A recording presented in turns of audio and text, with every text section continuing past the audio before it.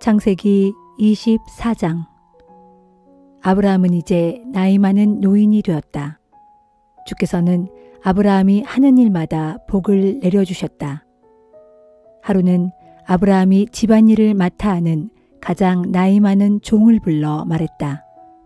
너는 내 넓적다리 밑에 내 손을 집어넣고 하늘과 땅을 지으신 하나님을 두고 맹세하여라. 너는 내 며느리감을 내가 살고 있는 이곳 가나안 사람들의 딸들 중에서 고르지 않겠다고 맹세하라. 너는 내 고향, 내 피부치들이 사는 곳으로 가라. 거기서 내 아들 이삭의 신부감을 골라 데려오너라. 그 종이 아브라함에게 물었다. 만약 그 여인이 저를 따라 이 땅으로 오지 않겠다고 하면 저는 어찌해야 합니까? 그때에는 제가 도련님을 주인님의 고향으로 데려가야 합니까? 아브라함이 대답했다. 너는 내 아들을 그리로 다시 데려가지는 말라. 하늘에 계시는 주 하나님께서 내게 내 아버지가 사시던 곳, 내 피부치들의 땅에서 떠나라고 이르셨다. 그리고 나에게 맹세하시기를 이 땅을 내 후손에게 주시겠다고 하셨다. 하나님께서는 너보다 앞서 천사를 보내셔서 내가 거기에서 내 아들의 신부감을 데려올 수 있게 해주실 것이다. 혹시라도 그 여인이 너를 따라오려고 하지 않으면 너는 네가 한 맹세를 지키지 않아도 된다. 너는 내 아들을 그곳으로 데려갈 생각은 절대로 하지 말라. 종은 주인 아브라함의 넓적다리 밑에 손을 집어넣고 아브라함이 시키는 대로 다 하겠다고 맹세했다. 종은 주인이 보내는 온갖 선물들을 낙타 10마리에 나누어 싣고 길을 떠났다. 그는 북부 메소포타미아의 한 성읍에 이르렀다. 그곳은 나홀이 살고 있는 성읍이었다. 종은 성읍 밖에 있는 우물가에서 낙타를 쉬게 했다.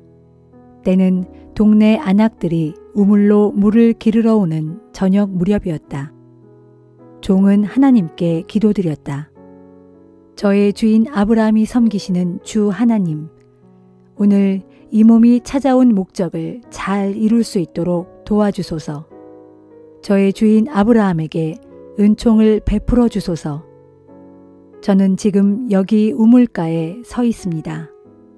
마을의 처녀들이 이제 물을 기르러 나올 것입니다. 저는 그중 한 처녀에게 이렇게 말하겠습니다. 물동이를 기울여 제가 물을 좀 마시게 해주시겠소? 그때 그녀가 예 어르신의 낙타에게도 제가 물을 먹이겠어요 하고 말한다면 저는 그 처녀가 바로 하나님께서 정하신 주의 종 이삭의 짝인 줄로 알겠습니다. 이런 일이 일어난다면 저는 하나님께서 저의 주인께 은총을 베푸신 것으로 알겠습니다. 종이 기도를 채 마치기도 전에 리브가가 어깨에 물동이를 메고 우물가로 나왔다. 리브가는 아브라함의 동생 나홀과 그의 아내 밀가 사이에서 태어난 부두엘의 딸이었다. 리브가는 지금껏 어떤 남자도 사귄 적이 없는 매우 아리따운 처녀였다. 그녀가 우물로 내려가서 물동이에 물을 가득 채워 올라오자 종이 달려가 리브가에게 말했다. 물동이의 물을 좀 얻어 마실 수 있겠소? 리브가가 대답했다. 어르신, 어서 물을 드십시오. 그녀는 서둘러 물동이를 내려놓고는 종에게 물을 마시도록 해주었다. 종이 물을 다 마시자 리브가가 말했다. 어르신의 낙타들에게도 물을 마시게 할게요. 리브가는 물동이에 남아있는 물을 구유에 쏟아붓고 다시 우물로 내려가서 낙타들에게 먹일 수 있도록 물을 길어왔다. 종은 리브가의 거동을 말없이 지켜보고 있었다. 그는 이번 여행길의 목적을 주께서 과연 순조롭게 이루어 주실 것인지 알아보고 싶었다. 낙타가 물을 다 마시자 종은 반세겔 나가는 금 코걸이와 10세겔 나가는 금팔찌 한 쌍을 리브가의 손에 쥐어 주었다. 그러면서 종이 물었다. 아가씨는 네 집 따님이시오? 아가씨 집에 우리가 묵을 만한 방이 있소? 리브가가 대답했다. 저는 부두엘이라는 분의 딸입니다. 제 할머니는 밀가라 하고 할아버지는 나홀이라 합니다. 리브가가 말을 이었다. 저희 집에는 낙타에게 먹일 겨와 여물도 넉넉합니다. 어르신께서 묵으실 방도 있습니다. 종은 무릎 꿇고 엎드려 주께 경배를 드렸다. 저의 주인 아브라함의 하나님을 찬양합니다. 주께서는 저의 주인에게 하신 약속을 잊지 않고 이처럼 인자하심과 신실하심으로 대하셔서 이렇듯 저를 제 주인님의 동생 집으로 곧장 인도해 주셨습니다. 리브가는 달려가 집안 식구들에게 이 일을 말했다. 리브가에게는 오빠가 있었다. 그의 이름은 라반이었다. 라반이 우물가에 있는 그 사람에게로 달려갔다. 라반은 누이 동생의 금 코걸이와 금 팔찌를 보고 또 리브가가 자기에게 한 말을 듣고 급히 우물가로 달려온 것이다. 과연 그 사람은 우물가에 낙타들과 함께 서 있었다. 라반이 말했다. 저희 집으로 가시지요. 어르신은 주께 복받은 분이시로군요. 왜 밖에 서 계십니까? 어르신이 묵으실 방도 치워놓았고 낙타들이 머물 공간도 있습니다. 그 사람이 라반의 집으로 들어갔다. 라반은 낙타의 짐을 부리고 낙타에게 겨와 여물을 주었다. 라반은 그 사람의 일행에게 발 씻을 물도 가져다 주었다. 그런 후에 라반은 음식상을 차려서 내왔다. 그러자 그 사람이 입을 열었다. 저는 제가 여기에 온 목적을 당신께 말씀드리기 전에는 먹을 수 없습니다. 라반이 말했다. 그러시다면 어서 말씀하시지요. 그 사람이 말했다. 저는 아브라함의 종입니다. 주께서 저의 주인에게 큰 복을 내려주셔서 제 주인은 큰 부자가 되셨습니다. 저의 주인은 양떼와 소떼, 은과 금, 남종과 여종, 낙타와 나귀 등 많은 재물을 소유하고 계십니다. 주인마님이신 사라는 늙음하게 아들을 낳으셨습니다. 저의 주인어른께서는 그 아드님께 모든 재산을 물려주셨습니다. 주인어른께서는 저에게 맹세를 하라면서 말씀하셨습니다. 너는 내 아들의 신부감을 구해오되 내가 지금 살고 있는 가나안 사람들의 딸들 가운데서는 고르지 말라. 너는 내 아버지의 집, 내 피부치들이 사는 곳으로 가서 거기에서 내 아들과 혼인할 처녀를 데려와라. 그래서 제가 주인어른께 말씀드렸지요. 만약 그 여인이 저를 따라오지 않겠다고 하면 저는 어찌해야 할까요? 주인어른께서는 제게 말씀하셨습니다. 내가 섬기는 주께서 천사를 너와 함께 보내셔서 내 앞길을 열어주실 것이다. 너는 아무 걱정 말고 내 피부치들이 사는 곳, 내 아버지의 집으로 가서 내 아들의 신부감을 데려오너라. 네가 내 친척들에게 가기만 하면 너는 네 할 바를 다 한 것이다. 그 친척들이 딸을 내주지 않는다면 너는 네가 한 맹세를 지키지 않아도 된다. 그래서 저는 오늘 이 동네 우물에 이르러 주께 기도를 드렸습니다. 저의 주인 아브라함이 섬기시는 주 하나님, 오늘 이 몸이 이곳으로 찾아온 목적을 잘 이룰 수 있도록 도와주소서. 주께서 길을 열어주소서. 저는 지금 우물가에 서 있습니다. 그 처녀가 물을 기르러 오면 저는 이렇게 말하겠습니다. 그 물동이에서 제가 물을 좀 마시게 해주시오. 그때 그 처녀가 예, 어르신의 낙타에게도 제가 물을 먹이겠어요 하고 말한다면 그 처녀가 바로 제 주인님의 아드님을 위해 주께서 정하신 짝인 줄로 알겠습니다. 제가 마음속으로 기도를 채 마치기도 전에 리브가 아가씨가 어깨에 물동이를 이고 다가왔습니다. 그리고 아가씨는 우물로 내려가 물을 길었습니다. 그때 제가 아가씨에게 물 좀 마실 수 있겠소? 하고 부탁했습니다. 그러자 아가씨는 서둘러 물동이를 내려놓더니 저더러 어서 마시라고 하더군요.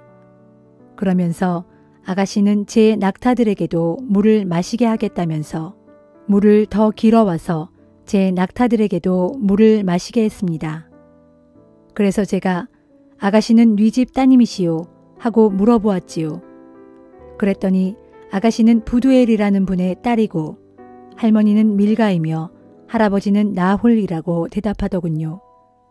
그래서 저는 아가씨에게 금 코걸이를 달아주고 손에 금팔찌를 끼워 주었습니다. 저는 머리 숙여 주께 경배드리고 저의 주인어른께서 섬기시는 하나님을 찬양했습니다. 하나님께서는 이렇듯 저를 바른 길로 인도하셔서 제 주인님 동생의 손녀딸을 도련님의 신부감으로 데려갈 수 있게 해주셨습니다. 그러니 이제 어르신들께서는 제 주인어른의 뜻을 받아주실 것인지 그 여부를 말씀해 주십시오. 어르신들께서 제게 예 아니오를 분명히 말씀해 주셔야 저도 어떻게 행할지를 결정할 수 있습니다. 라반과 부두엘이 대답했다. 이 모두가 주께서 진행해 오신 일입니다. 우리가 어찌 좋다 싫다 말할 수 있겠습니까? 리브가가 여기에 있으니 이 아이를 데려가십시오. 주께서 말씀하신 대로 이 아이를 데려가 당신 주인의 며느리로 삼도록 하십시오. 아브라함의 종은 이 말을 듣고 엎드려 주께 경배를 드렸다. 종은 금은 패물과 옷가지를 가져다가 리브가에게 주었다. 리브가의 오빠와 어머니에게도 값비싼 선물들을 나누어 주었다. 아브라함의 종과 그의 일행은 라반이 차려놓은 음식을 맛있게 먹고 그날 밤 그 집에서 묵었다. 다음 날 아침 아브라함의 종이 말했다. 저는 이제 제 주인어른께로 돌아가야겠습니다. 리브가의 오빠와 어머니가 간청했다. 며칠만이라도 이 아이가 우리와 함께 지내도록 해주세요. 열흘만이라도 우리와 함께 지내게 해주세요. 그런 다음에 데려가십시오. 아브라함의 종이 말했다. 여기서 더 지체하지 않게 해주셨으면 합니다. 주께서 저의 여행길을 돌보아 순탄하게 이끌어 주셨습니다. 두 분께서는 제가 곧바로 주인어른께 돌아갈 수 있도록 저를 보내주셨으면 합니다. 리브가의 오빠와 어머니가 말했다. 그러시다면 리브가를 불러 그 아이 생각은 어떤지 물어보도록 합시다. 두 사람은 리브가를 불러 물었다. 너는 지금 곧바로 이분과 함께 갈 생각이냐? 리브가가 대답했다. 예, 가겠어요. 리브가의 오빠와 어머니는 리브가와 리브가의 유모 아브라함의 종과 그의 일행을 함께 떠나보냈다. 그들은 떠나가는 리브가에게 복을 빌어주었다. 우리 누이 리브가여, 너는 수천 수만 사람의 어머니가 되어라. 너의 후손이 원수들의 성을 정복하기를 빈다. 리브가와 그녀의 몸종들은 낙타를 타고 아브라함의 종 일행을 따라 길을 떠났다. 그때의 이삭은 부엘라 헤로이를 떠나 가나안 남부 지역에서 살고 있었다. 어느 날 저녁 무렵 이삭은 묵상도 할 겸 들판에 산책을 하러 나왔다가 한 무리의 낙타떼가 다가오는 것을 보았다. 리브가가 고개를 들어 이삭을 보고는 낙타에서 내렸다. 리브가가 아브라함의 종에게 물었다. 저 들판에서 우리 쪽으로 오고 있는 분은 누구지요? 종이 대답했다. 예, 제 주인님의 아드님이십니다. 그러자 리브가는 너울을 꺼내 얼굴을 가렸다. 아브라함의 종은 이삭에게 이제까지의 일을 상세히 이야기했다. 이삭은 리브가를 맞아 어머니 사라가 살던 장막 안으로 데리고 들어가 자신의 아내로 삼고 그녀를 사랑했다. 이삭은 어머니를 여의고 울적했던 마음을 리브가로 인해 달랠 수 있었다.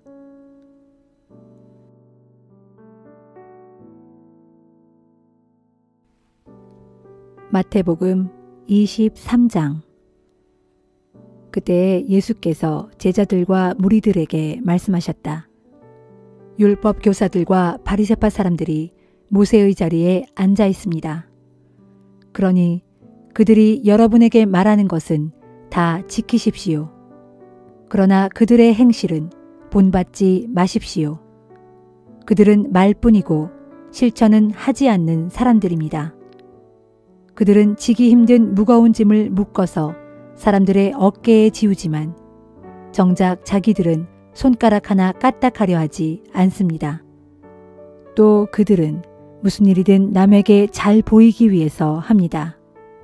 성구상자를 크게 만들어서 달고 다니며 옷수를 길게 늘어뜨려서 거룩한 사람인 양 꾸미고 다닙니다. 그리고 잔치에 가면 윗자리에만 앉으려 하고 회당에서는 높은 자리만 찾습니다. 장터에 나가 인사받기를 좋아하고 사람들에게 랍비라고 불리기를 좋아합니다. 그러나 여러분은 랍비로 불려서는 안 됩니다. 오직 하나님만이 여러분의 랍비이시고 여러분은 모두가 형제들이기 때문입니다. 또 이 세상에 있는 누구도 아버지라고 부르지 마십시오. 여러분의 아버지는 하늘에 계신 하나님 한 분뿐이십니다. 또 여러분은 지도자라고 불려서도 안 됩니다. 여러분의 지도자는 그리스도 한 분뿐이십니다. 여러분 가운데 가장 큰 자는 자기를 낮추어 남을 섬기는 사람입니다. 누구든지 자기를 높이는 사람은 낮아지고 자기를 낮추는 사람은 높아질 것입니다. 바리새파 사람들과 율법 교사들아, 너희에게 화가 있을 것이다. 이 위선자들아, 너희는 하늘나라의 문을 가로막고 서서 너희 자신도 들어가지 않고 다른 사람들도 못 들어가게 하고 있다. 바리새파 사람들과 율법 교사들아, 너희에게 화가 있을 것이다. 이 위선자들아, 너희는 과부의 재산을 빼앗고 사람들에게 거룩하게 보이려고 길게 기도한다. 그러므로 너희는 더욱 무서운 심판을 받게 될 것이다. 바리새파 사람들과 율법 교사들아, 너희에게 화가 있을 것이다. 이 위선자들아, 너희는 개종자 한 사람을 만들려고 바다와 육지를 두루 돌아다니다가 정작 한 사람의 개종자가 생기면 그를 너희보다 배나 더 못된 지옥의 자식으로 만들어버린다. 눈먼 인도자들아, 너희에게 화가 있을 것이다. 너희는 말하기를 성전을 두고 한 맹세는 지키지 않아도 그만이지만 성전에 황금을 두고 한 맹세는 반드시 지켜야 한다 라고 가르친다. 이 눈먼 어리석은 자들아, 어느 것이 더 소중하냐? 황금이냐? 황금을 거룩하게 하는 성전이냐? 또 너희는 말하기를 제단을 두고 한 맹세는 지키지 않아도 그만이지만 제단에 있는 제물을 두고 한 맹세는 반드시 지켜야 한다 라고 가르친다. 이 눈먼 자들아, 어느 것이 더 소중하냐? 제물이냐, 제물을 거룩하게 하는 제단이냐?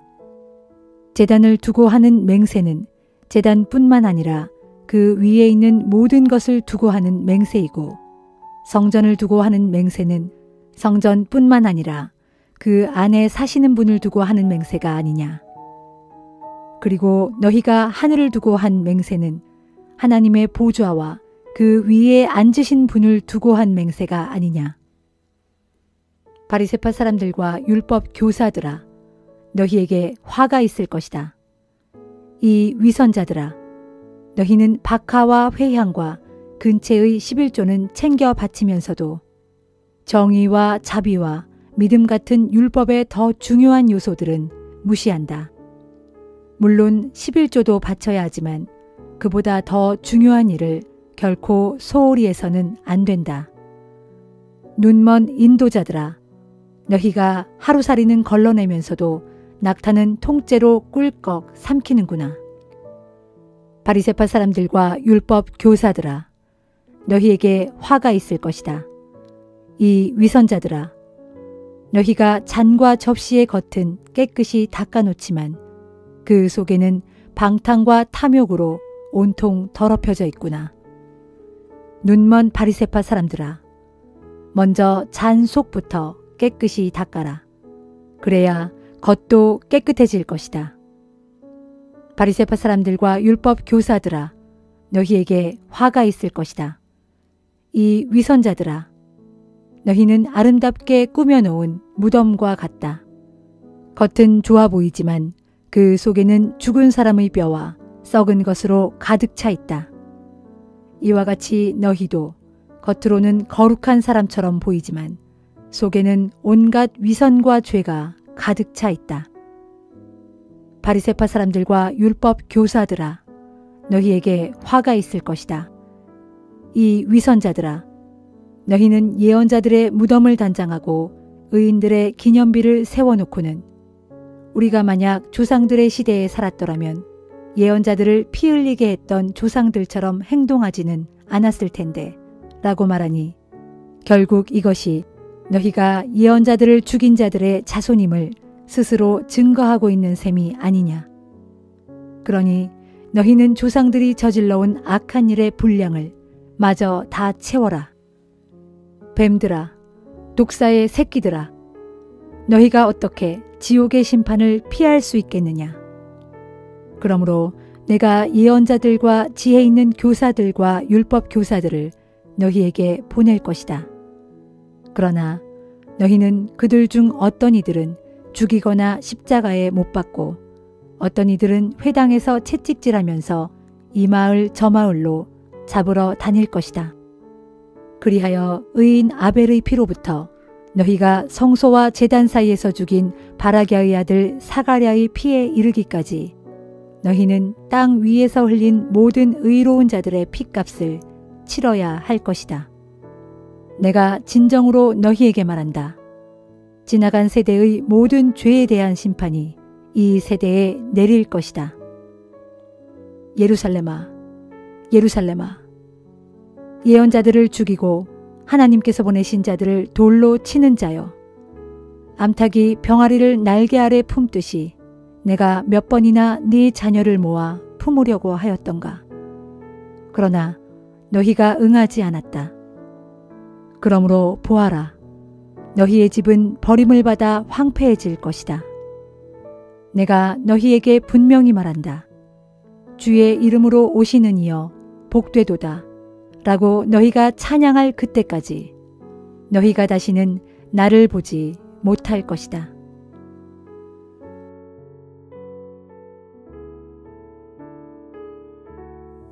느헤미야 13장. 그날 이스라엘 백성들 앞에서 모세의 율법책이 큰 소리로 낭독되었다. 그런데 그 율법책 속에는 암몬 사람이나 모압 사람은 영원히 하나님의 거룩한 백성들이 모이는 자리에 참가할 수가 없다는 규정이 있었다. 그 까닭은 이스라엘 백성들이 이집트를 탈출하여 여행할 때 그들이 이스라엘 백성들에게 먹을 것과 마실 물을 주기는커녕 오히려 점쟁이 발람을 매수하여 이스라엘 백성을 저주하게 했기 때문이었다. 그러나 우리 하나님께서는 발람의 입을 주관하셔서 그로 하여금 저주가 아니라 축복을 선포하게 하셨다. 이스라엘 백성들은 이 같은 율법책의 말씀을 듣고는 이스라엘 가운데서 모든 이방 사람들을 분리시켰다. 한편 이런 일이 있기 전에 우리 하나님의 성전에 딸린 방들을 관리하는 제사장 엘리야십은 암몬 사람 도비아와 가깝게 지내는 사이였기에 그는 성전에 딸린 여러 방들 중에서 넓은 방 하나를 도비아가 사용할 수 있도록 제공해 주었다. 본래 그 방은 성전의 창고로서 곡식 예물과 분향 재료와 각종 성전 기구들을 보관하는 곳이었다. 그곳은 또 레위 사람들과 성가 대원들과 성전 문지기들에게 주려고 11조로 거두어들인 곡식과 새 포도주와 기름을 보관하고 제사장들에게 바치는 헌물도 보관하는 곳이었다. 이 같은 일은 모두 내가 예루살렘에 없는 동안에 벌어진 일로서 암몬 사람 도비아가 성전의 깊은 곳에까지 들어와 자리 잡고 있었던 것이다. 페르시아 왕 아닥사스다 32년에 나는 예루살렘을 떠나 왕을 뵈러 페르시아로 갔다가 거기서 얼마 동안 머문 후에 다시 예루살렘으로 돌아가는 것을 허락받은 상태였다.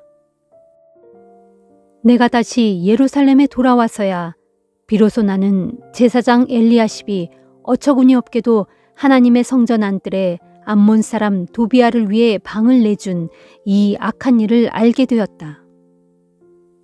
그 사실을 알고 나는 너무도 화가 치밀어 올랐다. 그래서 나는 그 방에서 도비아가 쓰던 살림살이를 모조리 끄집어내어 방 밖으로 내던졌다. 그런 후에 나는 그 방을 깨끗하게 치우고 정결하게 한 다음 본래대로 성전의 각종 기구들과 곡식재물과 분향 재료들을 다시 그 방에 옮겨 보관하도록 지시했다. 내가 또 사실을 알아보니 내가 없는 사이에 백성들이 레위 사람들에게 마땅히 주어야 할 그들의 몫을 주지 않아서 성전에서 일하던 레위 사람들과 성과대원들이 모두 자기 고향 마을로 돌아가고 없었다. 그래서 나는 관리들을 불러다가 어찌하여 그대들은 하나님의 성전이 이렇게 되도록 내버려 두었소 하고 크게 꾸짖은 다음 다시 레위 사람들을 불러다가 성전에 일을 맡겼다. 그러자 온 유다 백성들이 곡식과 새 포도주와 기름의 11조를 가져다가 하나님의 성전 창고에 들여다 놓았다. 나는 제사장 셀레미야와 서기관 사독과 레위 사람 부다야에게 성전 창고를 맡겼다. 그리고 그들 밑에 삭굴의 아들이며 마따냐의 손자인 하난을 두어 그들을 돕게 했는데 이 사람들은 모두 정직하고 믿을 만한 사람들로 사람들에게 인정받는 자들이었다. 또 나는 그들에게는 그들의 동료인 제사장들과 레위 사람들에게 돌아갈 몫을 분배하는 일도 맡겼다. 이 같은 일을 모두 마치고 나는 기도를 드렸다. 나의 하나님이시여, 제가 실행한 이 모든 일들을 기억해 주소서. 제가 하나님의 성전을 위해 그리고 그 성전에서 드려지는 예배를 위하여 정성을 다해 성실히 수행한 이 모든 일들을 잊지 마소서. 그 무렵 나는 유다 백성들이 안식일에도 포도주 틀에 올라가 포도를 밟는 일을 하고 또 나귀의 곡식이나 포도주 부대나 포도송이나 무화과 같은 짐을 지워 예루살렘으로 가지고 오는 것을 보고 안식일에는 그런 일을 하거나 또는 아무런 물건도 팔아서는 안 된다고 경고했다. 예루살렘 도성에는 두로 사람들도 살고 있었는데 이들은 물고기와 다른 상품들을 가져다가 안식일에도 유다 사람들과 예루살렘 주민들을 상대로 장사를 하였다. 그래서 나는 유다의 지도자들을 불러놓고 책망했다. 거룩한 안식일을 더럽히다니 그대들이 어떻게 이런 악한 일을 저지를 수가 있어.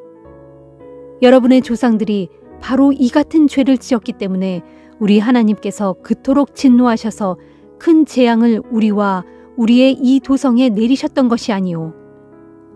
그런데도 여러분은 오늘날에도 이렇게 안식일을 더럽히고 있으니 또다시 하나님의 두려운 진노를 불러들일 셈이오. 그런 후에 나는 안식일 전날의 저녁 무렵에 해가 떨어지는 것과 동시에 예루살렘의 모든 성문을 굳게 닫고 안식일이 끝날 때까지는 절대로 성문을 열지 못하게 했다. 이와 동시에 나는 내 부하들 가운데 몇 사람을 예루살렘의 각 성문마다 배치하여 안식일에는 어떤 물건도 성 안으로 실어 나르지 못하게 했다. 그러자 온갖 물품을 파는 장사꾼들이 예루살렘 성문이 열리기를 바라며 예루살렘 성문 밖에다 천막을 치고 한두 번 밤을 새웠다. 그래서 내가 그들에게 엄히 경고했다. 너희가 어찌 성문 밖에서 밤을 새우고 있느냐? 이런 일이 또다시 생기면 너희를 다 잡아들이겠다. 그러자 그 후로는 더 이상 그들이 안식일에는 나타나지 않았다. 그러고 나서 나는 레위 사람들에게 몸을 정결하게 하고 예루살렘 성문을 지켜서 안식일을 거룩한 날로 지킬 수 있도록 하라고 지시했다. 그리고 나는 이렇게 기도했다. 나의 하나님이시여, 제가 한 이 모든 일을 기억해 주소서. 주의 크신 사랑으로 제게 자비를 베풀어 주소서. 그 무렵 나는 또 유다 사람들 가운데 이방 민족인 아스돈 여인과 암몬 여인과 모압 여인과 결혼한 이들이 있는 것을 알게 되었다. 또한 그들의 자녀들 가운데 절반 정도는 아스돈 말이나 다른 민족의 말은 해도 유다의 말은 할 줄 모른다는 것을 알게 되었다. 그래서 나는 그런 사람들을 불러다가 몹시 꾸짖었다. 나는 하도 분하고 어처구니가 없어서 그들 가운데 몇 사람은 때리기도 하고 머리털까지 잡아당겼다. 그런 후에 나는 그들에게 하나님의 이름으로 맹세하게 하면서 이렇게 말했다. 너희는 이방 사람의 아들들에게 너희의 딸들을 시집 보내지 말고 또 너희의 아들들을 위해 이방 사람의 딸들을 아내로 데려오지도 말라. 이스라엘 왕 솔로몬이 무엇 때문에 죄를 지었느냐? 바로 이방 여자들을 자기 아내로 맞아들였기 때문이 아니냐? 온 세상의 많은 나라들과 민족들 가운데 솔로몬 왕 같은 자가 없었다. 참으로 그는 하나님께 사랑을 듬뿍 받아서 온 이스라엘을 다스리는 왕으로 세움받았지만 이방 여인들 때문에 결국 그마저도 죄를 짓고 말았다. 그러니 오늘날 너희가 이방 여인들과 결혼하여 큰 죄를 짓고 하나님을 거역하고 있으니 우리가 어찌 그냥 두고 볼 수만 있겠느냐. 그런데 그런 자들 가운데 대제사장 엘리야십의 손자인 유야다의 아들 중 하나도 포함되어 있었다. 그때 그 자는 호론 사람 산발랏의 딸과 결혼하여 산발랏의 사위가 되어 있었다. 그래서 내가 그 자를 내 앞에서 멀리 쫓아내버렸다. 그러고 나서 나는 이렇게 기도했다. 나의 하나님이시여, 그들은 제사장의 직분을 더럽혀 주께서 제사장들 및 레위 사람들과 맺으신 언약을 저버린 자들입니다. 그들을 잊지 마소서. 그때 나는 제사장들과 레위 사람들에게서 이방인들의 온갖 부정한 것들을 몰아내고 정화시킨 다음에 각자 하나님의 성전에서 자신들이 직무를 수행하게 했다. 나는 또 백성들에게 정해진 때마다 제단에서 사용할 땔감을 바치게 하고 밭의 소산물들 중 첫 열매를 바치게 했다. 그러고 나서 나는 이렇게 기도했다. 나의 하나님이시여, 제가 한 이 모든 일을 기억해 주시고 저에게 복을 내려 주소서.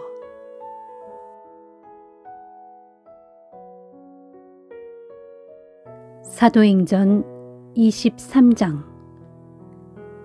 바울은 공회 의원들의 얼굴을 똑바로 바라보면서 말했다.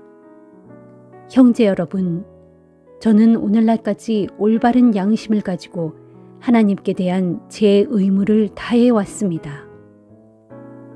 이 말을 듣고 대제사장 아나니아가 곁에 서 있는 사람들에게 바울의 입을 치라고 명령했다.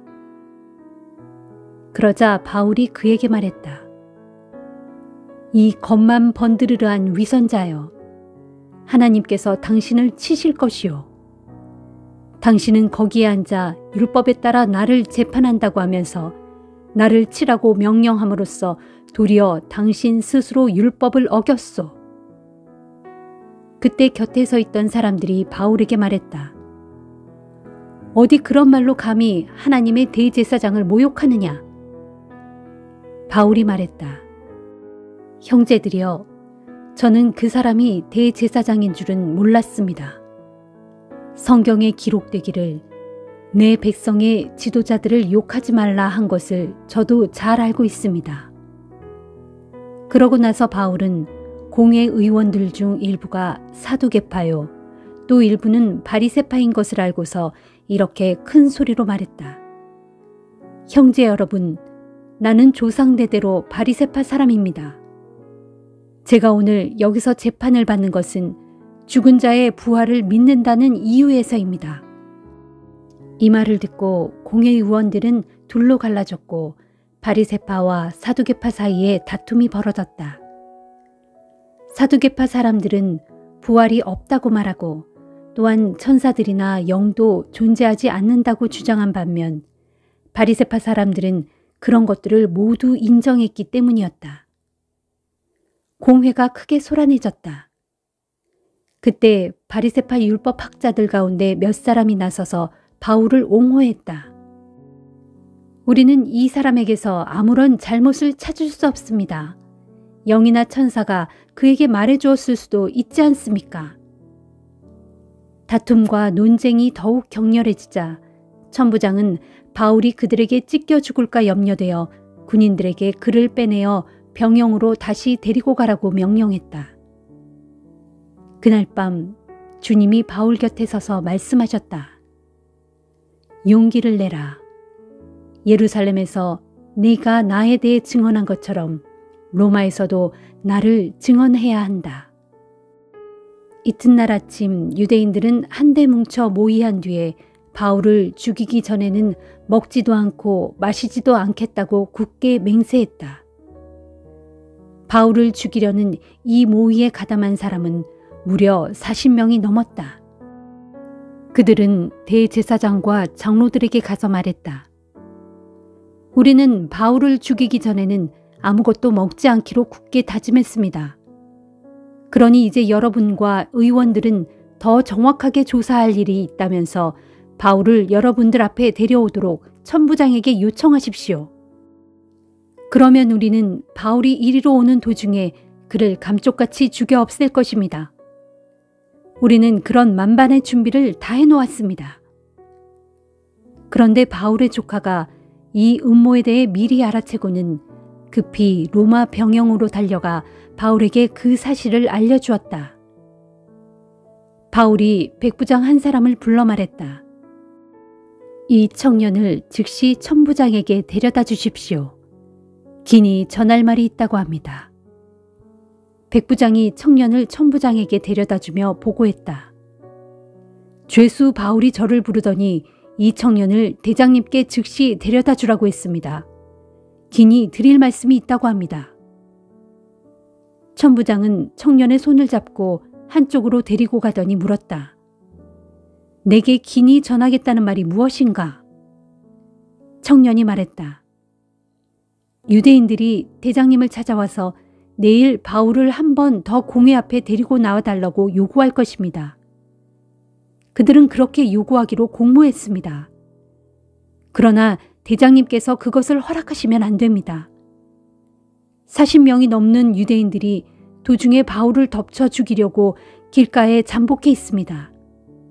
그 사람들은 하나로 뭉쳐 바울을 죽이기 전에는 먹지도 않고 마시지도 않겠다고 서약을 했습니다.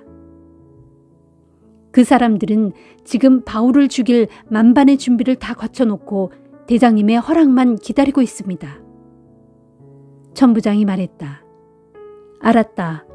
이 사실을 나에게 알렸다는 말을 아무에게도 하지 말라. 이렇게 당부한 뒤 천부장은 그 청년을 돌려보냈다. 천부장은 즉시 백부장 두 사람을 불러 명령했다. 너희는 오늘 밤 9시에 가이사랴로 출발할 수 있도록 보병 200명과 마병 70명 그리고 창을 쓰는 병사 200명을 대기시켜라. 또 바울을 벨릭스 총독에게 무사히 호송할 수 있도록 그를 태울 말도 준비하라. 그런 명령을 내린 뒤 이어 천부장은 총독에게 보내는 편지를 썼다. 글라우디오 루시아가 총독 벨릭스 가깝게 문안을 드립니다. 제가 보내는 이 사람은 유대인들에게 붙잡혀 살해당할 위험에 처했으나 제가 군인들을 보내어 구출해냈습니다. 그가 로마 시민이라는 것을 알았기 때문입니다. 저는 유대인들이 왜 이 사람을 고발했는지 그 이유를 알고자 그를 유대인의 공회로 데리고 갔습니다. 그 결과 저는 그가 유대인들의 율법 문제로 고발을 당했다는 것을 알게 되었지만 그를 감옥에 가두거나 혹은 사형을 시킬 만한 죄는 발견할 수 없었습니다. 그런데도 그를 암살하려는 음모가 있다는 정보를 듣게 되어 곧바로 그를 가깝게로 보냅니다. 그리고 그를 고발한 자들에게도 앞으로는 그에 대한 사건을 각하 앞에 제소하도록 일러두었습니다. 천부장에게서 명령을 받은 대로 군인들은 그날 밤에 바울을 안디바드리까지 호송했다. 이튿날 군인들은 바울을 호송하는 일을 마병들에게 맡기고 병영으로 되돌아갔다. 마병들이 바울을 호송하여 가이사랴에 무사히 도착하자 그들은 천부장이 보낸 편지와 함께 바울을 벨릭스 총독에게 넘겨주었다. 총독은 천부장이 보낸 편지를 다 읽은 다음 바울에게 어디 출신인가를 물었다. 바울이 대답했다. 길리기아 출신입니다. 총독이 바울에게 말했다. 당신을 고소한 자들이 이리로 오게 되면 그때 당신의 말을 듣기로 하겠다. 그런 뒤 총독은 바울을 헤롯 궁 안에 가둬놓고 잘 지키라고 명령했다.